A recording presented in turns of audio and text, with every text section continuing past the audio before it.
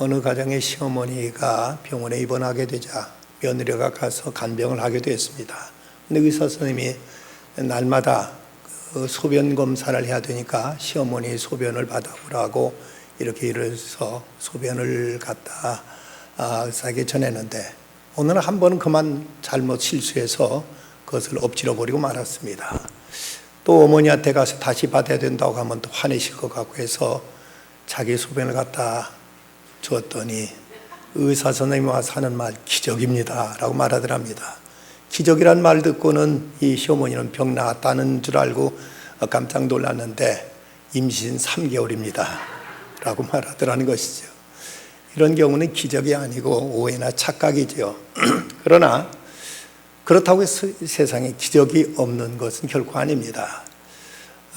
우찌무라 간조, 일본의 유명한 신학자죠. 이번에 한 청년이 찾아와서 하는 말이, 목사님, 성경을 믿고 싶고 성경의 말씀을 읽고 싶은데 성경에 보면 예수님이 죽은 자를 살리셨다든가 아니면 무리를 걸어가셨다든가 또는 이제 떡 5개 물고기 2마리로 5,000명 넘는 사람을 먹이셨다는 이런 도무지 이성적으로 납득할 수 없고 이해할 수 없는 이런 얘기들은 좀 빼버렸고 이제 다른 것만 믿으면 안 되겠습니까?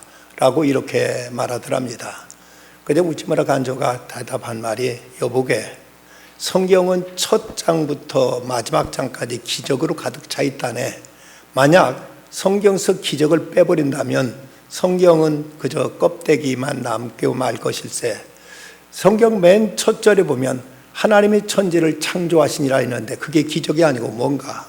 그리고 맨 마지막 절 예수님께 다시 오시마 약속하셨는데 이것도 기적이 아니고 뭐겠는가. 성경 전체는 기적으로 가득한 책이고 이것을 빼버리면 우리가 믿을 수 있는 것이라는 아무것도 없다네 라고 이렇게 대답해 줬다고 합니다. 분명 성경은 기적의 책이고 하나님께서 세상을 창조하셨다면 우리가 다른 어떤 것도 우리가 불가능을 얘기할 수는 결코 없을 것입니다. 오늘 말씀에 나오는 이 사라의 믿음을 보면 그녀의 나이 90살 때 이삭을 낳게 되죠. 이런 일이 여러분 상식적으로 가능한가? 과연 생물학적으로 이것이 있을 수 있는 일인가? 물론 그 당시도 이것은 이제 불가능한 것으로 보았던 것이 일반적인 상식으로 얘기할 수 있는 내용입니다. 그런데 작년도 2018년도에 그 멕시코에서 70세 할머니가 임신 6개월로 밝혀져 가지고 사람들에게 큰 충격을 주었던 적이 있습니다.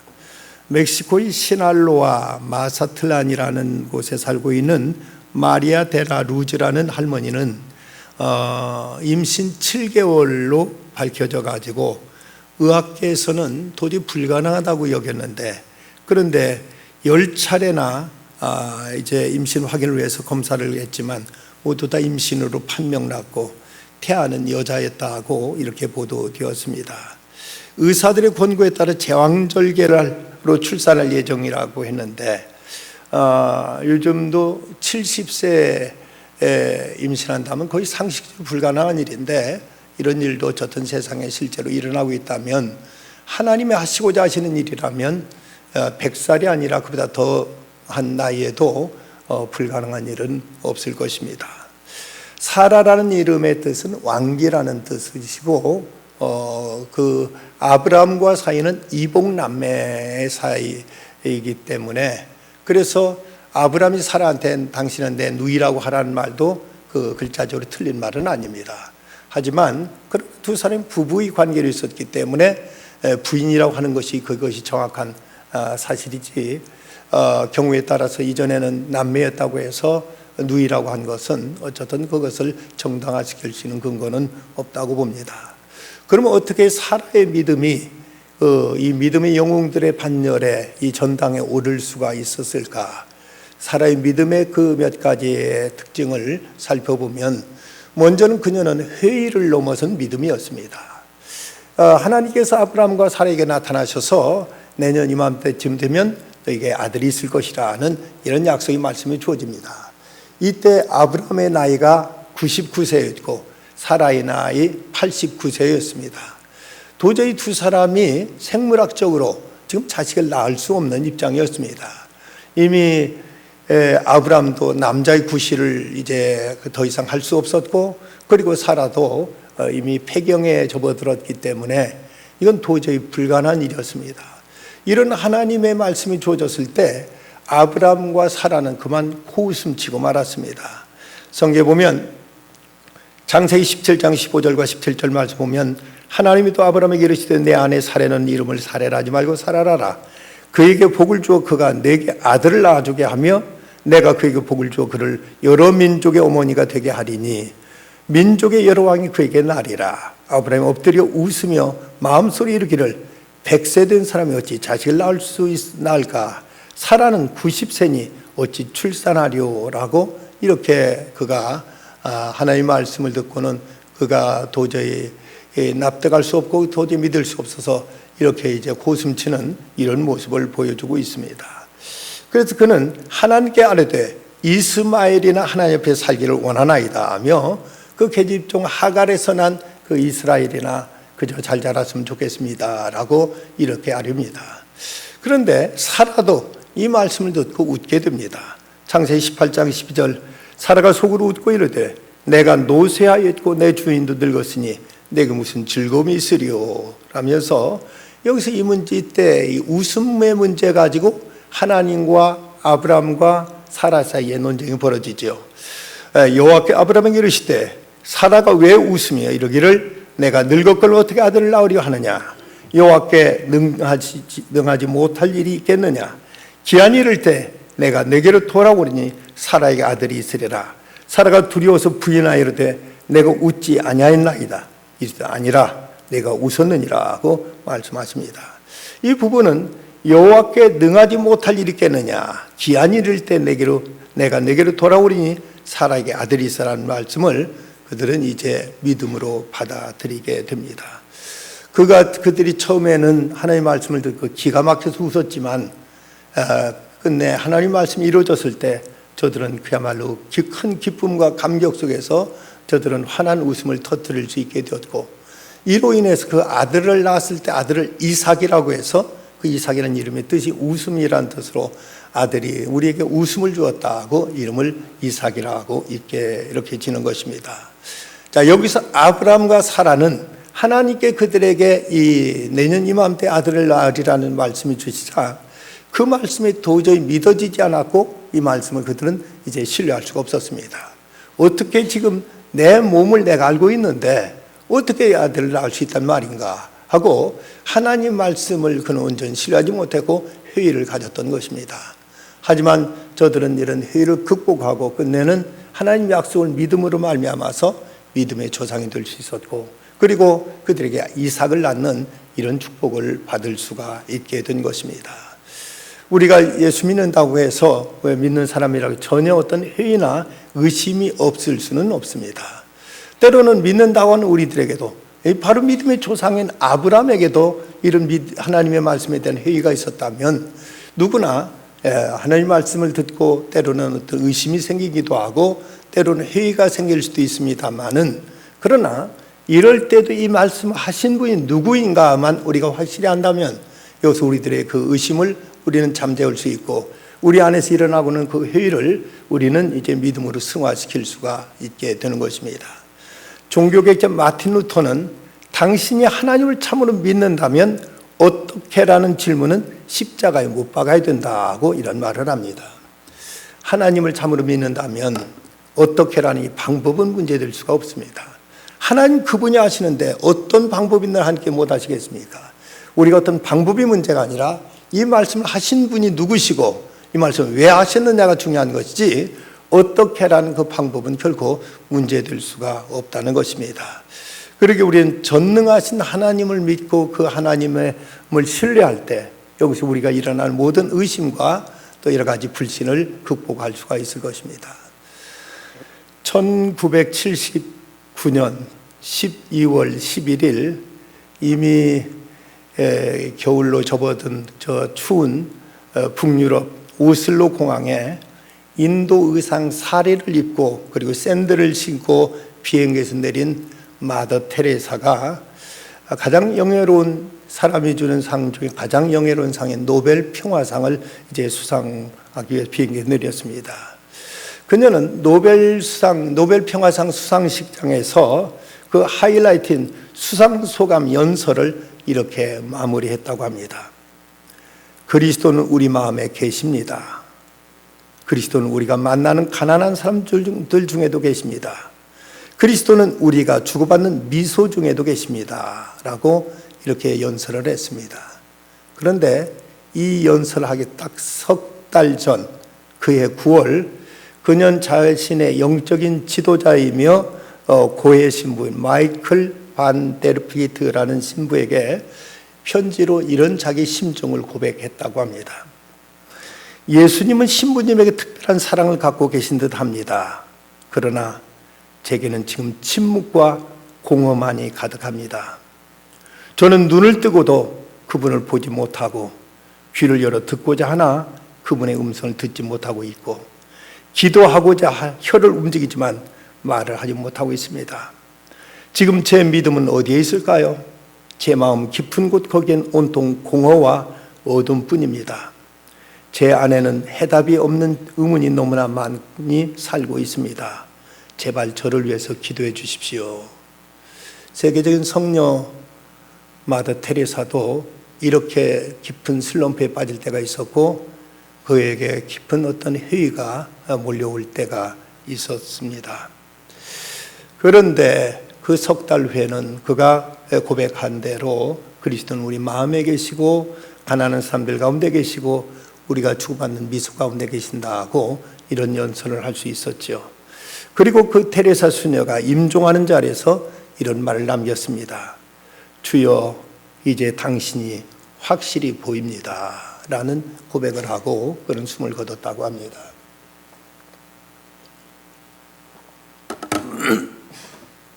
그러고 보면 우리가 믿는 사람들 중에도 물론 베드로도 그러했고 모든 사람이 때로는 믿는 과정에서 어떤 의심이 일어날 수 있고 어떤 회의가 분명 생길 수 있습니다. 중요한 것은 이런 시점에 우리가 어떻게 이 믿음을, 이 회의를 극복하느냐, 어떻게 이것을 우리가 믿음으로 승화하느냐 하는 것이 우리의 과제요. 그것은 바로 하나님과의 그 만남, 그분과의 체험, 그분과의 부딪힘 속에서 우리는 하나님을 신뢰할 때 우리는 다른 모든 것도 이제 능히 무에서 유를 창조하신 하나님이시라면 그 하나님께는 능치 못함이 무엇이겠는가? 그 하나님께 불가능이 무엇이겠는가? 하나님 그분과의 만남을 통해서만 우리는 이 믿음을 이제 온전한 단계로 승화시킬 수 있을 것입니다. 어쩌면 아브라함과 사라는 처음에 어떻게 이런 일이 있을 수 있습니까? 하고 비웃고 의심했는데 그런데 겨우 믿었다고 성경 기록할 것 같지만 그러나 성경은 처음에 그 회를 기록하지 않고 그 나중에 그 믿음을 기록하면서 저들은 하나님의 약속을 믿고 믿음으로 아들 이삭을 얻었다고 성경은 이렇게 기록하고 있습니다. 누구나 의심은 생길 수 있는 것이지만 그러나 이런 의심의 문제를 하나님께 가지고 나와서 실험하게 될 때 주님이 우리에게 찾아와 주시고 주님의 살아계심과 전능하심을 우리에게 보이고 나타내심으로 우리는 보다 확고한 믿음의 단계로 접어들 수 있게 되는 것입니다.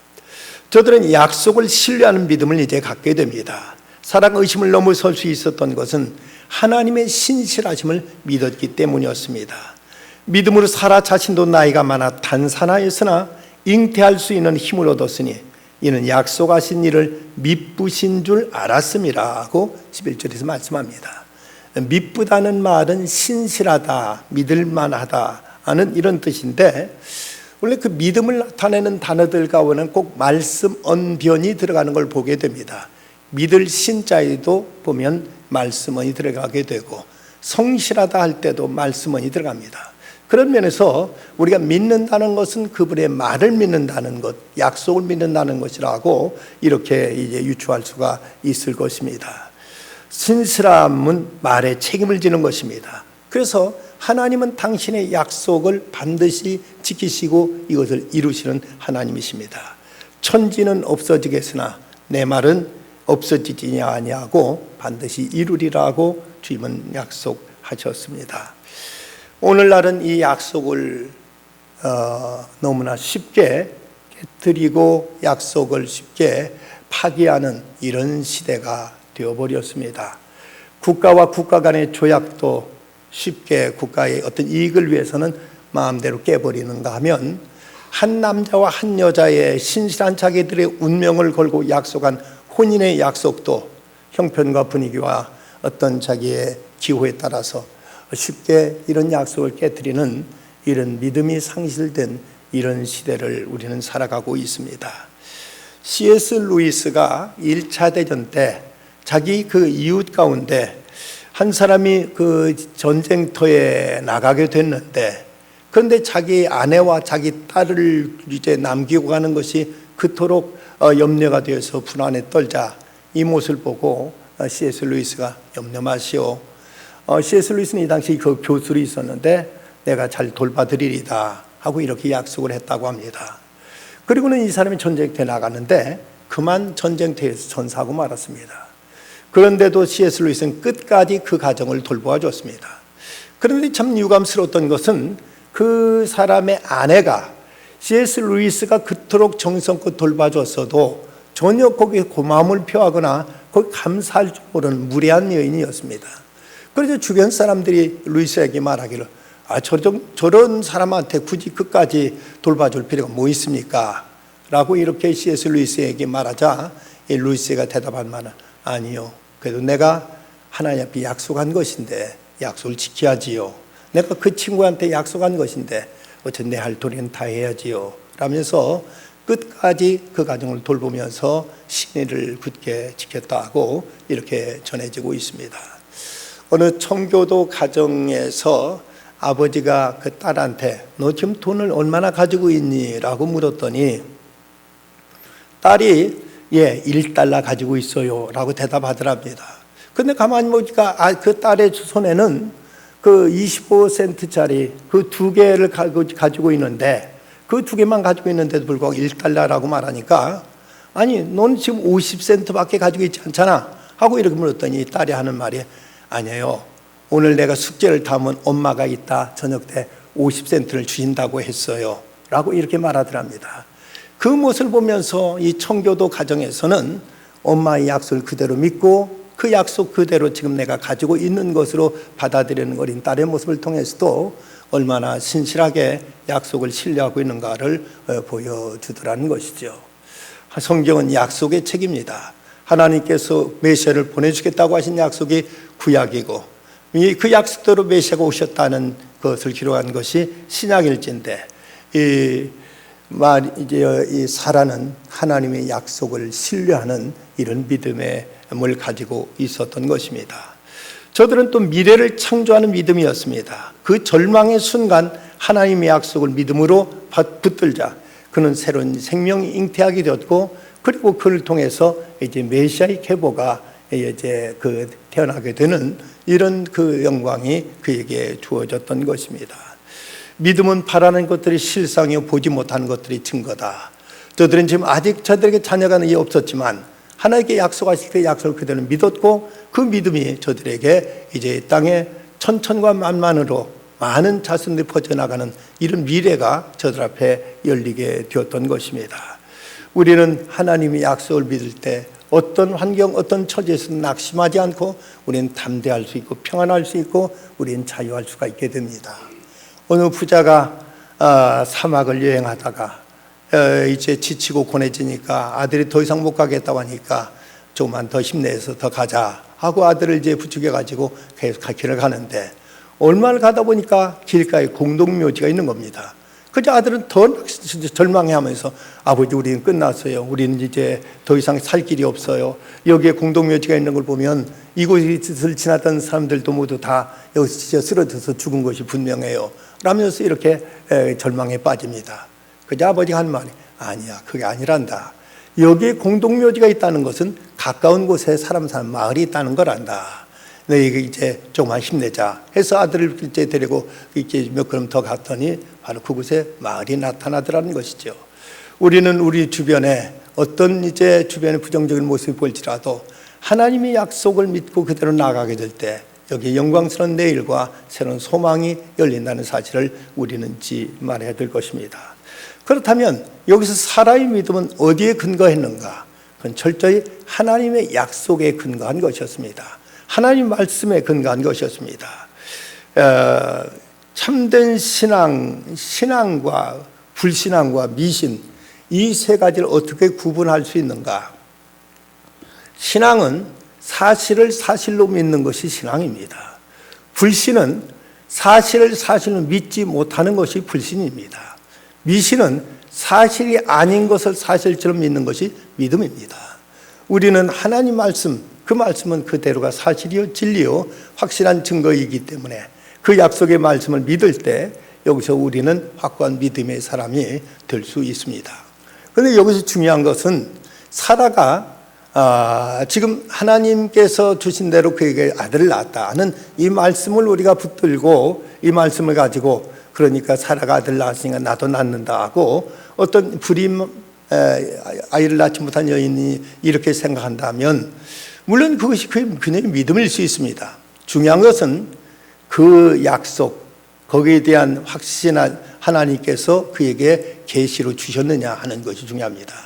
성경에 나와 있는 모든 말씀들을 내가 편리한 대로 그냥 내가 골라서 무조건 이것을 그 모든 것이 다 이제 할 수 있다. 내가 다 나에게 해당된다고 생각하는 것은 이건 이제 썩 옳지 못한 믿음이 될 수 있습니다. 문제는 이 말씀을 붙들고 기도하면서 이 말씀 오늘 내게 주시는 하나님 약속이냐 하는 소위 레마로 이 말씀이 내게 주어졌느냐 하는 것이 중요하지 객관적인 말씀 성경에 보면 여러 가지 많은 부정적인 내용들도 많이 있습니다. 어떤 사람이 성경을 가지고 이제 그 성경대로 믿겠다고 성경을 이제 가지고 눈을 감고 쫙 펼쳤지 가룟 유다가 목매어 죽으니라는 말씀이 나오더랍니다. 또 눈 감고 또 쫙 폈더니 너도 이와 같이 행하라는 말씀이 나오더랍니다. 이거 이상하다 싶어 또 쫙 폈더니 즉시 행하라는 말씀이 나오길래 아이고 예수도 못 믿겠다고 이 사람은 성경을 던져버렸다는 얘기가 있죠. 성경을 그런 식으로 읽어서는 안 되는 거죠. 우리가 진지하게 이거 하나님께 내게 무슨 말씀하시는가를 우리가 기도하는 마음으로 성경을 대할 때 성령께서 우리에게 감동으로 우리에게 주신 약속으로 우리에게 이제 말씀을 부딪힐 때 이것이 우리 각자가 갖는 이제 믿음으로 승화할 수 있는 것이지 그냥 아무 말씀이고 자기가 그저 좋은 말씀만 다 골라다 놓고 아멘 한다고 해서 이것이 곧 하나님이 내게 주신 약속이라고 이렇게 단정할 수는 없다는 사실입니다. 그러기에 하나님께서 우리에게 주신 말씀을 그대로 이것이 내게 주신 약속으로 믿기 위해서는 우리가 기도가 필요하고 부단히 말씀을 가까이 하면서 말씀을 통해서 말씀의 그 맥락 속에서 하나님께 지금 내게 무엇을 말씀하시는가 하는 것을 우리는 귀담아 듣고자 하는 이런 자세가 우리에게 필요합니다. 어떤 청년이 나름대로 은혜에 충만해 가지고 성경에 보면 예수님과 베드로가 무리를 걸었다는 말씀이 실려 있고 또 예수님께서 하신 말씀 누구든 나를 믿는 자는 내가 행하보다 더 큰 일도 행하리라는 말씀을 읽고는 그는 이제 한강을 건너기로 했습니다. 한강에 가서 이제 무리로 딱 발걸음을 내디뎠는데 자기도 예수님처럼 베드로처럼 무리로 걸어갈 수 있을 것이라고 이제 그는 확신하고 무리로 내디뎠는데 이게 웬걸 물속에 풍덩 빠지는 것이었습니다.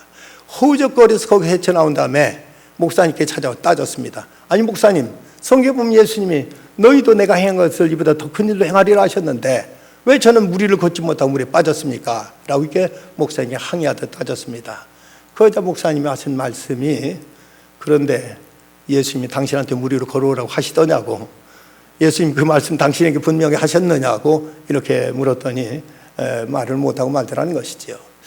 중요한 것은 이 말씀이 내게 주신 하나님의 음성인가 바로 오늘 구체적으로 오늘 현장 속에서 하나님 나에게 하시는 말씀으로 받고 있는 건지 아니면 그냥 기록된 말씀들을 아무 것이고 그저 갖다가 이 길이 붙이고 저리 붙이고 하는 것은 아닌지 이것이 우리가 하나님과 깊은 교제 속에 살아갈 때 우리는 하나님의 음성을 들을 수 있고 그때그때 내게 필요한 말씀 그때그때마다 하나님께서 내가 하신 말씀이 내 영혼 속에 부딪혀 와서 내게 주시는 약속을 받을 수 있는 것이지 그냥 내가 골라서 이것저것 골라서 마음대로 갖다 붙인다고 해서 하나님의 약속이라고 이렇게 단정할 수는 없음을 알아야 될 것입니다.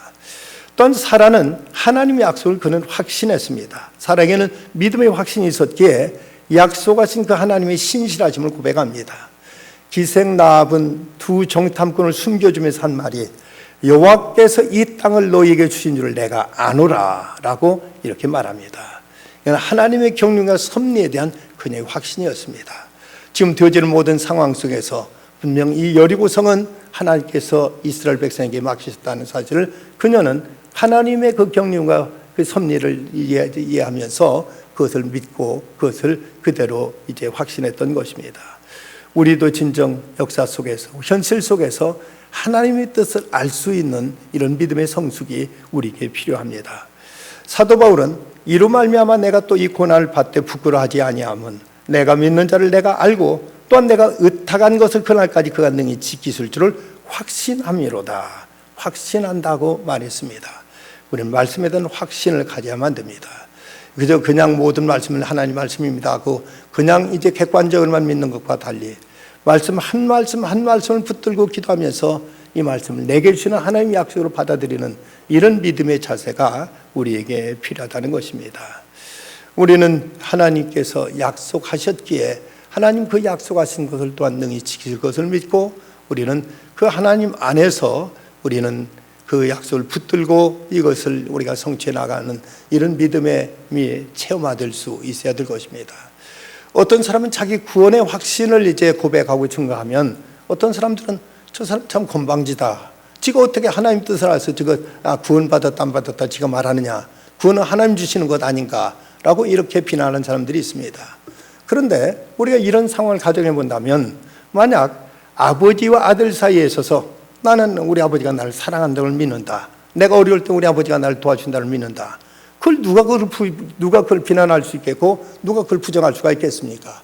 적어도 아버지와 깊은 교제 안에 있었던 아들은 아버지의 사랑과 아버지의 도움과 아버지가 자기를 지켜줄 것을 확신하는 것처럼 우리는 하나님과 깊은 교제 안에 살게 될 때 하나님께 나를 구원해 주신다는 사실, 하나님께 어느 때든지 나를 지켜주신다는 사실을 확신하고 신뢰할 수가 있는 것입니다. 이건 평소에 얼마만큼 하나님과 깊은 교제 속에 있었느냐 하는 것을 통해서 우리 믿음이 이제 확신의 단계로 접어들게 되고 이것이 이제 소위 살아있는 믿음, 역사하는 믿음으로 나타날 수가 있게 됩니다. 평상시 한 번도 기도하지 않았고 평상시 하나님 없이 그러고 마음대로 살다가 그때 필요할 때만 하나님 믿습니다 하고 수백 번 외운다고 해서 그래서 믿음이 생기는 것이 아니라 우리는 하나님과 끊임없는 교제 속에서 그분의 말씀을 묵상하고 그분께 내 중심을 아리고 기도하고 하나님과 매일매일 생활 속에서 날마다 교제하는 생활을 해나갈 때 그럴 때 하나님께 대한 신뢰가 생기고 하나님도 또 우리를 믿어주시면서 그러면서 하나님과 우리 사이에 확고한 믿음의 증거들이 이제 하나하나 쌓이면서 우리는 더욱 담대한 확실한 믿음의 증거들을 우리는 세워갈 수가 있게 됩니다. 사라의 믿음은 보상이 주어지게 됩니다. 12절 말씀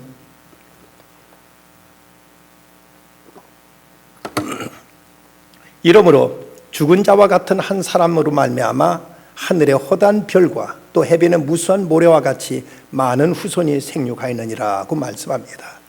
하나님은 사라의 믿음으로 불가능한 것을 가능케 하셨고 그래서 그의 씨를 통해서 이 땅에 허다한 많은 무리들을 이제 주셨습니다. 믿음으로 아브라함의 자손된 사람까지 제해야 된다면 수십억의 아브라함의 자손들이 지금 이 땅에도 살고 있는 것이죠. 바로 그것은 사라가 믿음으로 하나님의 약속을 받아들였을 때 그가 하나님께 그에게 이삭이라는 아들을 주셨고 이삭을 통해서 이 땅에 이제 많은 그 후손들이 편만하게 퍼져나가도록 하나님께 이런 상급으로 그렇게 축복하셨습니다. 우리는 하나님의 약속을 믿을 때 여기에 하나님의 보상이 주어진다는 사실을 우리는 의심치 말아야 됩니다. 믿음이 없이는 하나님을 기쁘시게 하지 못하나니 누구든지 하나님께 나아간 자는 그가 계신 것과 자기를 찾는 자들에게 상 주시는 이심을 믿어야 할지니라. 하나님은 당신을 찾는 자들에게 상 주시는 하나님이시라는 사실을 성경이 증거하고 있다면 우리는 오늘도 우리가 하나님을 믿고 의지하는 자에게 하나님 보상이 주어지고 하나님의 상급이 나타난다는 사실을 우리는 결코 잊지 말아야 될 것입니다. 이를 통해서 사라는 열국의 어머니라는 이런 이제 영광스러운 칭호가 주어지게 됩니다. 그녀의 자손들은 자손 가운데서 예수 그리스도가 탄생하게 되었고 이를 통해 세계 수십억 수많은 사람들이 이제 아브라함의 자손으로 이렇게 이제 입적될 수가 있게 되었고, 이를 통해서 이제 사라는 우리들에게도 이제 믿음의 어머니가 될 수 있게 되었습니다.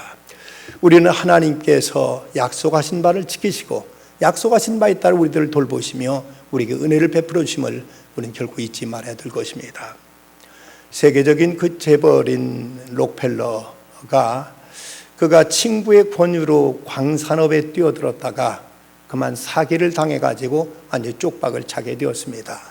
모든 재산을 날려버리고, 그리고 이제 그 탄광의 그 금광의 광부들한테 임금도 주지 못하게 되니까 이제 이 광부들은 폭도로 변했고, 그러다 보니까 그는 도저히 그 위기에 헤어날 수가 없는 이런 막다른 궁지에 몰리게 되었습니다. 그는 그 파들어가던 광산 그 속에서 하나님께 엎드려서 이렇게 울부짖었다고 합니다. 하나님 말씀은 1.1도 틀림이 없음을 믿습니다. 저는 지금까지 온전한 11조를 드려왔는데 왜 이런 시련을 주십니까? 하나님이 살아계심을 보여주십시오 하고 이렇게 통곡하는데, 그때 마음속에 들려오는 하나님의 음성이 들합니다. 너는 이제 그 때가 되면 반드시 거둘 것이다. 그리고 더 파도록 해라 하는 이런 하나님의 음성이었습니다. 그 음성을 듣고 그는 그야말로 막장과 같은 그 금광을 더 이제 파들어가기 시작했습니다. 그러자 그 주변에 있던 사람도 모두 다 이 록펠러가 정신 이상이 걸렸다, 완전히 미쳐버렸다고 모두 다 그를 조롱하고 그를 보면서 모두 다 비웃었습니다. 그런데 그 더 파들어든 그 광산에서 황금이 아닌 그 검은 석유가 터져 나오기 시작해서, 이래서 이제 이로 인해서 록펠러는 세계적인 석유업계의 거부로 그는 일어서게 되었다고 합니다. 그는 하나님의 약속을 믿고 끝까지 하나님 앞에 충성을 다했고 성실을 다했고 신실하게 하나님 앞에 11조를 드리면서 하나님의 약속을 붙들고 하나님께 매달렸더니 끝내는 하나님께서 때가 오면 거두리라고 말씀하시면서 내가 하던 일을 계속 더 파들어가라 하는 말씀에 그대로 순종했을 때 여기서 엄청난 석유가 쏟아져 나오면서 그는 이제 석유업계를 장악하게 되는 이런 세계적인 재벌로 발돋움하게 되었다는 것이죠. 독일 남부의 다카우에 있는 제2차 대전 당시 유대인 수용소 벽에는 이런 글귀가 적혀 있습니다. 나는 태양이 빛나지 않을 때에도 태양이 있음을 믿는다. 나는 사랑을 느끼지 못할 때에도 사랑이 있음을 믿는다. 나는 하나님이 침묵하실 때에도 하나님이 계심을 믿는다. 나는 영원한 평화의 그날이 이 땅에 오리라는 것을, 더딜지라도 그날이 반드시 오리라는 것을 굳게 믿는다. 아직 우리 눈에 보이지 않을지라도 하나님이 약속하셨다면 그 약속하신 분을 믿는 그 믿음 안에서 우리는 그 약속의 내용도 믿을 수 있습니다. 약속하신 말씀이 도저히 현실적으로 불가능해 보이고 상식적으로 납득이 되지 않는다 할지라도 그 약속하신 분이 천지를 창조하신 하나님이시라면 그 하나님 앞에는 능치 못함이 없고, 그 하나님은 결코 약속을 변개치 아니하시는 신실하신 하나님, 미쁘신 하나님이실진데 하나님 어떻게든 당신이 약속하신 것을 끝내 지키시고 이것을 이루시고 성취하실 것입니다. 약속에 대한 믿음은 우리들의 신앙에 있어서 감동과 감격을 가져다 줍니다. 하나님이 주신 약속을 믿고 설레는 마음으로 그 약속이 이루어질 것을 기대하게 될 때 우리는 오늘 비록 현실이 아직 변화되지 않았을지라도 우리는 주님의 약속 안에서 기뻐할 수 있고 담대할 수 있고 우리는 하나님께 대한 감사와 찬양을 올려드릴 수 있습니다. 그 믿음으로 살아갈 때 어떤 것도 우리를 넘어뜨리지 못할 것이며 어떤 것도 우리를 실망시키지 못할 것입니다. 사라는 적어도 나이가 90살이 다 됐을 그때 하나님이 약속하신 것을 믿었습니다. 그리고 하나님의 약속에 의지해서 두 사람은 같이 합방했을 것이고, 그리고 드디어 약속하신 때 저들 가운데 하나님은 이제 이삭이라는 약속의 아들을 주셨습니다. 오늘도 하나님께서 우리에게 주신 말씀들, 이 모든 말씀이 그냥 객관적으로 모든 사람이 주신 말씀이기도 하지만, 그러나 이 말씀 속에는 우리 각자에게 주시는 이런 보석과 같은 귀한 언약들이 담겨 있습니다. 이 말씀을 붙들고 이 말씀을 찾아내고 이 말씀을 가지고 우리가 하늘 앞에 매달리 기도할 때 이 말씀은 오늘 우리들 앞에 살아있는 능력으로 놀라운 기적으로 하나님의 크신 영광 가운데 우리에게 그대로 드러나게 될 것입니다. 하나님의 약속을 믿고 하나님 앞에 의롭다움을 받았고, 그리고 이제 이삭을 낳고 열국의 어머니가 된 그 사라의 믿음을 본받아서 우리도 하나님의 약속을 믿음으로 받아들이고 그 믿음 안에 우리가 확신을 가지고 살아가는 중에 하나님이 주시는 그 약속의 보상들이 우리 삶 속에도 놀랍게 기적처럼 나타나는 이 기쁨을 체험하기를 간절히 기원합니다. 기도하십시다. 거룩하신 아버지 하나님, 이 밤도 주님 앞에 나와 주의 말씀을 대합니다. 사람은 믿을 수 없는 중에 하나님의 능력을 믿었더니 하나님은 능력 가운데 영광 가운데 그 약속을 이루셨고, 이 사라는 이로 인해서 열국의 어머니가 될 수 있었습니다. 아버지 하나님, 저희도 늘 말씀을 붙들고 말씀을 저희들이 구하고 찾는 중에 저희 각자에게 주신 하나님의 약속을 저희들이 이제 붙들 수 있게 해주시고, 그리고 이 말씀을 붙들고 주 앞에 기도하며 약속을 주 앞에 근거로 주 앞에 간구하는 중에 하나님께 응답하시고 역사하셔서 오늘 저에게도 이런 놀라운 기적과 놀라운 하늘의 역사를 체험하며 살아가는 이런 살아있는 믿음의 사람들 되도록 주의 죄를 굳게 세워 주시옵소서. 교회가 여러 가지 많은 행사를 앞두고 있습니다. 교육부서의 행사, 그리고 선교부에서 하는 행사 등 이 모든 것 위에 우리 주님이 성령으로 기름 부어주시고 크신 은혜로 역사하여 주시옵소서. 평상에 있는 이들 치유해 주시고 이렇게 곤관 중에 있는 이들에게 주님의 능력과 사랑으로 저들을 일으켜 세워 주시옵소서. 예수님의 이름으로 기도드리옵나이다. 아멘.